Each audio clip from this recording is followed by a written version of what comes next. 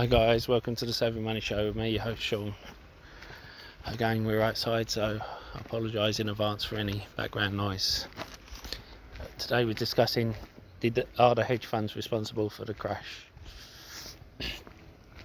We spoke about the repo and the banks in the previous video. So if you haven't seen it, I suggest you check it out. Basically, the Fed was propping up the repo with the banks from September, and they stopped that in March. And what happened then was the banks stopped giving liquidity to hedge funds and to protect their own money, and they stopped giving out loans to other retailers and other people. I'm sure you've seen recently overdrafts being slashed, loans being slashed. Now the all world are sending out texts asking how they can help you. Now you have same things, hedge funds in March, and with hedge funds these sort of things are instant and liquidity is key. So what did hedge funds do? For them, their bonuses are all on how much money they make in a quarter.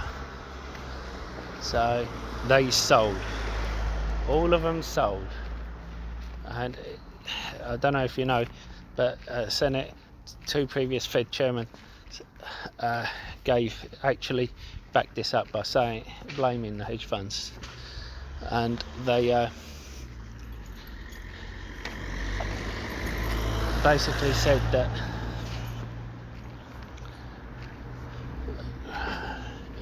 it's the hedge funds' fault for selling all the securities. Meanwhile, people are blaming the Fed for stopping to prop up the repo market, but at the same time then the Fed had to go and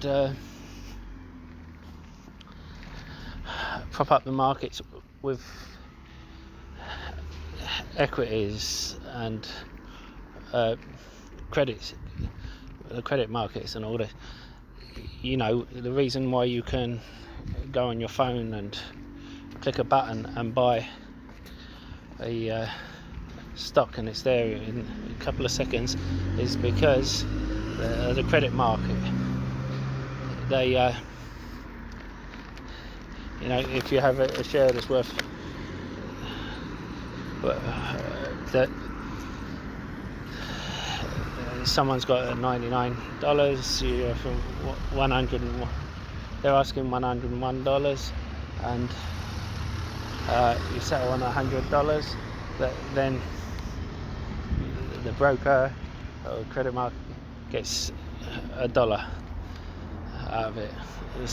Even if it's 99 cents to $101,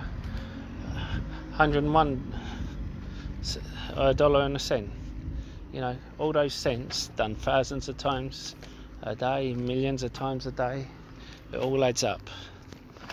Now,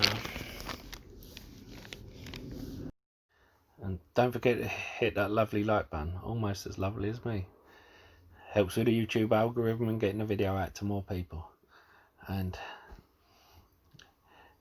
don't forget to hit that subscribe button if you haven't already. Become part of the Saving Money Show family.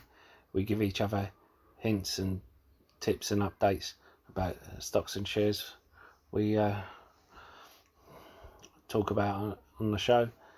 As well as that, you can ask me to look into any share you want, and I don't charge a Discord fee or ask for a Patreon. All I do ask is for you to comment in the box below and hit the like button.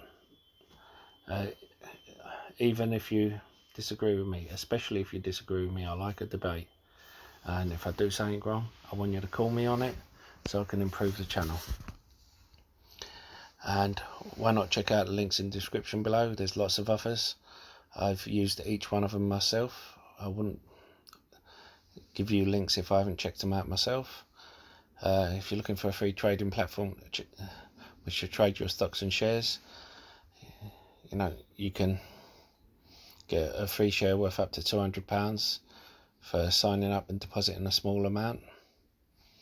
A free trade only requires a £1 deposit. The others require £100 or dollars, depending on which one you go for. Stake has over 3,500 US stocks on their books, which is the biggest one outside of the US. Whereas Trading 212 is one of the best and easiest platforms to use. But as I said, I use all three. Anyway, on with the show.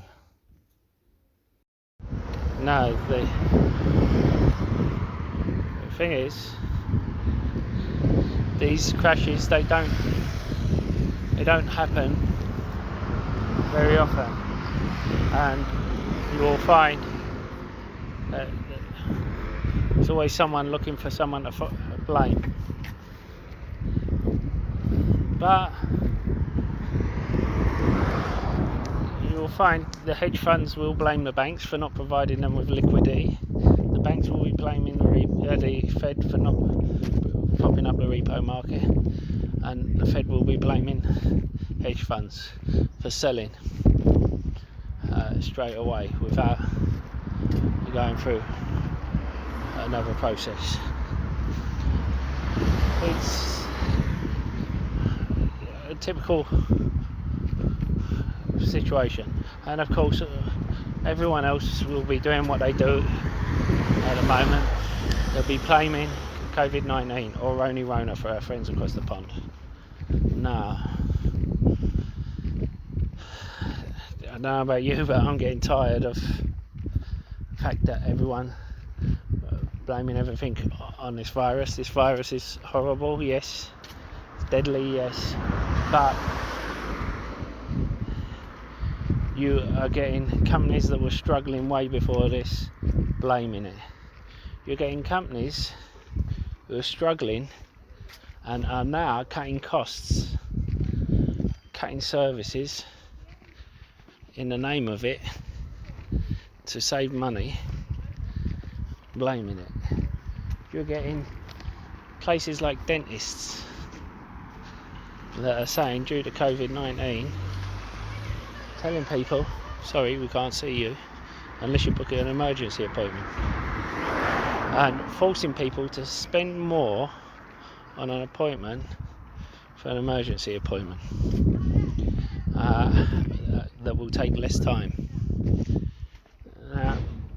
I understand during the lockdown, but now the lockdown's lifted in this country, you know, it's ridiculous. You got the same with their opticians. Boots again, ladies and gentlemen. You know, they not just Boots, but also other companies. They refuse to see you unless it's an emergency for opticians, and they're saying they're not allowed to. Well, I don't see the reason why. The lockdown is lifted. Now, either the lockdown's lifted or it isn't. So what they should do is make it clear. It's something the government has never done during this, and put it as a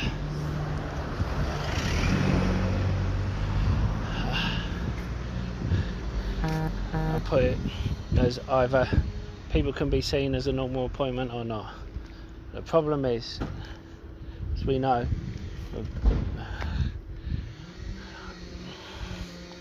some of the questions I was asked when I just wanted a routine checkup made me, and this is just my opinion, don't quote me on this, made me think Boots were up to their old tricks of overcharging the NHS. You remember when they were charging for mouthwash that in their stores was a quid or two? They were charging the NHS 20 quid upwards. Seems to me like they are having NHS emergency appointments driven their way.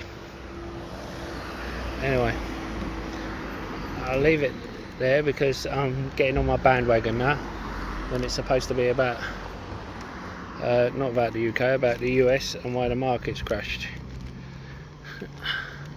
I apologise for getting on my bandwagon and getting off subject. The thing is, what do you think? Do you think it's the banks? Do you think it's the hedge funds to blame? Do you think it's the Fed to blame? Or do you think it's all three? Or do you think it's neither of them and just the companies that weren't being run properly? After all, a company like Amazon didn't drop that much and carried on. Anyway, I'll see you in the next video. Stay safe, stay savvy, stay invested.